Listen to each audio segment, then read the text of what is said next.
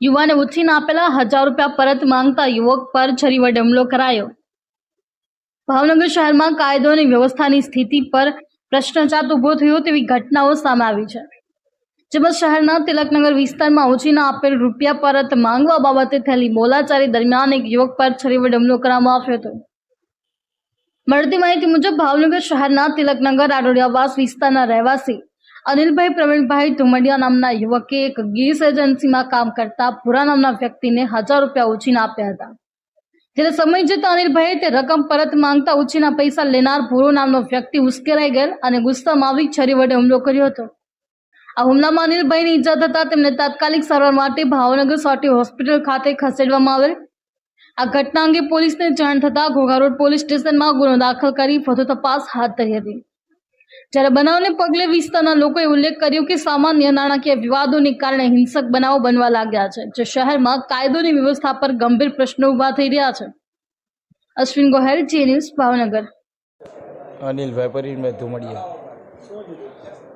હું સાહેબ પૈસા માંગતો તો 1000 રૂપિયા એને છે ને પૈસા માંગવા લીધું ને એ સાયકલ મેં એમ કીધું સાયકલ મૂકી દે, પણ એ મને સાયકલ ન મૂકીને મને ડાયરેક્ટ છરીના ઘાત કરવા મળે।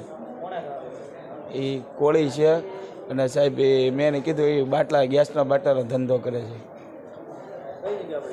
તિલકનગર ચોકથી આગળ થોડોક।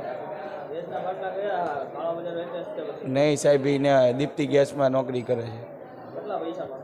હું 1000 રૂપિયા માંગતો સાહેબ, મેં પૈસા માંગ્યા ને તો સાહેબ ડાયરેક્ટ મને ઘા કરવા મળે, ડાયરેક્ટ છરી જ લાવી દીધી, છરી આવીને સીધા હાથમાં ઘાત કરી લીધા। પછી સીધો મેં દીધા હતા એના સાહેબ 1000 રૂપિયા દીધા હતા। નહીં સાહેબ,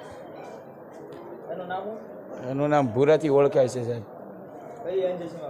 એ દીપ્તિ એજન્સી બોડીગેટ। મને તિલકનગર ચોકથી દીપક ચોક વાળા રસ્તા પર એ એક જ હતો, પોતે કોઈ નહોતું। સીધા પડખામાંથી છરી કાઢીને સીધા મારી પર ઘાત કરવાનો। હું બચાવ કર્યો, હું સીધો છે ને ધક્કો મારીને સીધો હું નીકળી ગયો છે।